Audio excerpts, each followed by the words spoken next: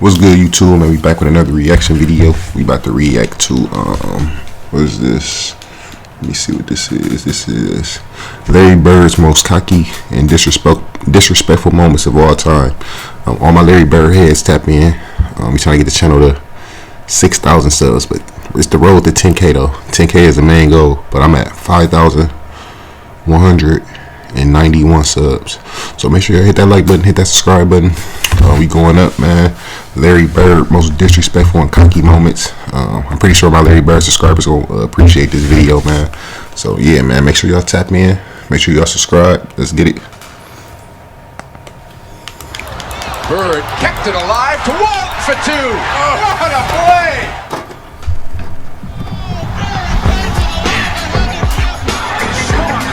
Hey guys, this is Dominique Wilkins.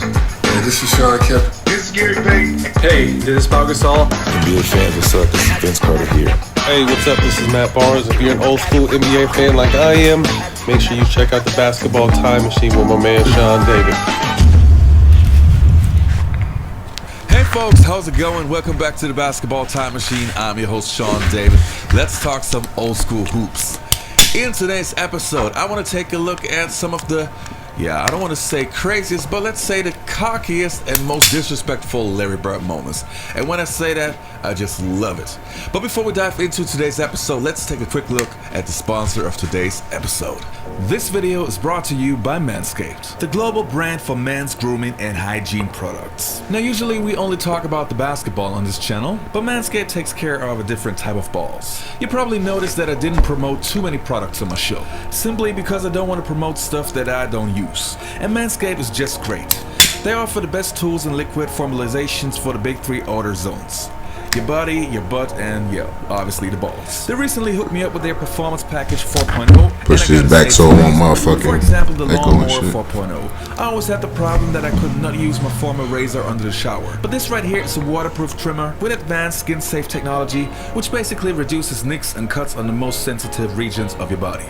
Another cool thing is that the Lawnmower 4.0 trimmer has a cordless charging system and these little LED lights on the front to show how much juice you got left. Also included in the Performance Package 4.0 kit are two amazing products you just gotta have: the Crop Preserve for ball deodorant and the Crop Reviver. Simply apply the Crop Preserver after your shower for all-day body odor protection. But we're not done yet. You also got to check out the Weed Whacker Nose and Ear Hair Trimmer. It's a wireless nose trimmer with the same skin-safe technology. For a limited time, you can get all of this plus 2 free gifts. Click on the link in the description box and get 20% off plus free shipping plus 2 gifts when you use my promo code at the checkout. Manscaped, always use the right tools for the job.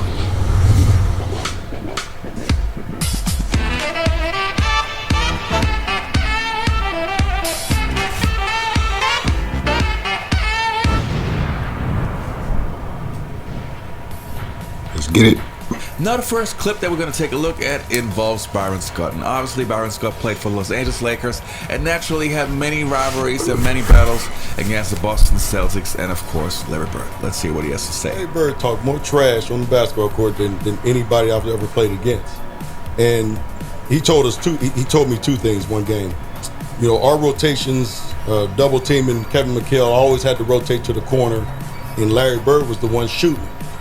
You know, so he shot one, and I mean, I'm trying to block this shot, and he would just tell me, Scott, you're a little too late. You know, a little too I ain't late. never seen this one. So we playing him in the last play. He says to James Worthy, he said, you guys don't have to worry about it. I'm gonna go right over there that corner. He said, they're gonna set a screen for me. We're taking the ball out. He said, I'm gonna Man, go. what? And he's telling us to play.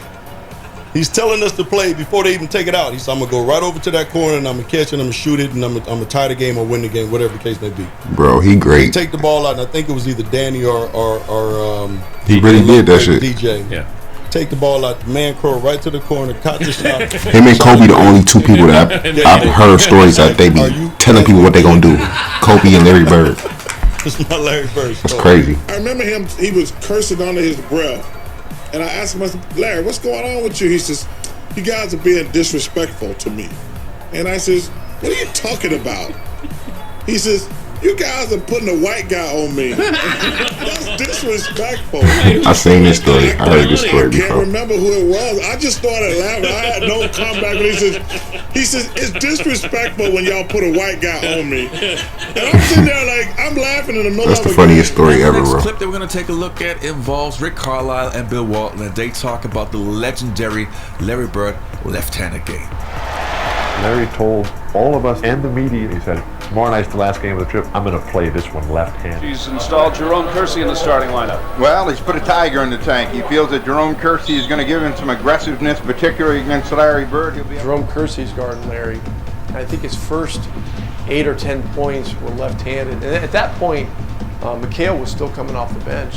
And so we score, Larry scores his 6th point on some kind of left-handed shot. Bird against Kersey. Greatness. And McHale goes, hey Jerome, wait till he starts shooting right-handed. For Bird, another 3-point try. I reacted to this game too. Well, left-handed is one thing, but when the game got close, I had to go back to the right one. I think it went right down the wire, and we might have won by 1 point. You're right there. You got to keep him under control. Dude, it's cold, man. And the Blazers have timeout here in the first quarter. Bird backdoor. There was another time we played San Antonio where Larry was like 10 for 10 from the field, 10 for 10 from the line, and That's crazy. early in the 10. fourth quarter, we beat him by about 20, and he told Casey, he goes, "This isn't any fun, coach. Take me out." He goes, "This isn't." He goes, "You know, they're not even a challenge tonight." Bird And this pros, bro. He's like, man, this ain't even a challenge, bro. Like, And the next clip that we're going to take a look at is from Dick Bavetta, one of the most legendary NBA referees, and he talks about the incident between Dr. J and Larry Bird, and that story just proves that Larry Bird really didn't care who he was trash talking. Let's check it out. And of course, as luck would have it, Larry Bird has an unbelievable night. Every shot he took, Irving is guarding him, and as every shot went in that Larry took, he went further back and kept on saying to Irving, "Aren't you going to guard me? Can't you do any better?" I mean, he was the greatest Just talking shit to him. soft-spoken trash talker I've ever met. Finally, it got too much, and I look up and I see them choking each other. Now, as you can see, That boy in Doc got the video, frustrated. We're talking about some of the cockiest and disrespectful Larry Bird moments, and it's incredible if you talk to many of his former teammates like Danny Ainge in the following clip. They will all confirm what confidence Larry Bird had. The thing that always stands out to me about Larry was his unwavering confidence. I mean, he had a level of confidence that was far superior to the rest of us. And I think that we were all very confident people. He's trying different kinds of shots this year than he did any time in his career. We just didn't think we were going to lose. And we lost some games throughout the year. I can remember one in particular where I was mad at Kevin and Bill before the game. They were messing around in Dallas. And I was very upset, so I went out and I told them, "I don't need you guys. I'll win it by myself." I score 50 and we lose. That's crazy, bro. Larry like, but I don't need y'all, bro. Y'all horse playing around too much. You said X-Man, yeah. X, I'm going to get the ball right here. I'm going to shoot a jumper right in your face. They called timeout. He said, "You know I'm going to get it." And I said, "I know. I'm going to be waiting." And he said, "I'm going to get it right here. I'm going to shoot it right in your face." 10 seconds. 5 and Bird has the basketball. Look at Greatness. Larry Bird, just phenomenal the way that And he came out with right about that exact spot and shot a shot right in my face. And you know, he was like, "I didn't need to leave 2 seconds on the clock." He wanted to shoot it with 0 seconds on the clock. I walked back to the sideline. To Vincent. He's got McHale. Finds Bird. Oh, what a nice pass by the rookie. You know, Larry was a serious trash talker in the sense that he would challenge people to be able to either block this shot or, you know, or get a hand up on this play, or so it was all in I think good nature, but still a way of challenging, you know, teams that we were playing against to be able to match his skills. That boy great, man. I'm not a limelight type of guy. I'm not a self-promoter. I sort of let my basketball do my talking. I love to play the game. Bird coming around. Oh, pass to Parrish. I don't know other athletes, but if they're treated as well as I was treated in Boston, they should be very grateful because it was the ride of my life. There's no question about it. It was the best time of my life, and I'll never forget it. Sure. It's lit. but when a guy is literally coming up the court, calling his shots, and you know, Bird talked a lot of trash. And that's in New Orleans. That's in New Orleans. In that game, we're on the free throw line, and he's like, he literally says, left side over the that's ridiculous. The three, and you're listening to him. That's a tough feeling. I think Bird went by the bench one time too. He fell in the bench. Oh, he did. Yeah. And he called that one. That was the one where he fell in it. He literally said, off the glass into the trainer. That's crazy. Yeah, and so it was a bad night.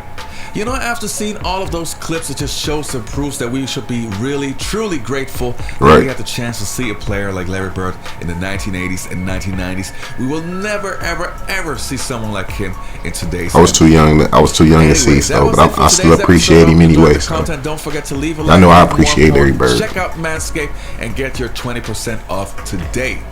All right, see you next time on the Basketball Time Sheet. Make sure y'all tap in. Make sure y'all subscribe. All Larry Bird fans tap in. We trying to get the channel to 6,000 subs, man. Let's get it. Like the video up, comment, subscribe. I appreciate everybody, man. Y'all stay safe, stay tuned, and we out.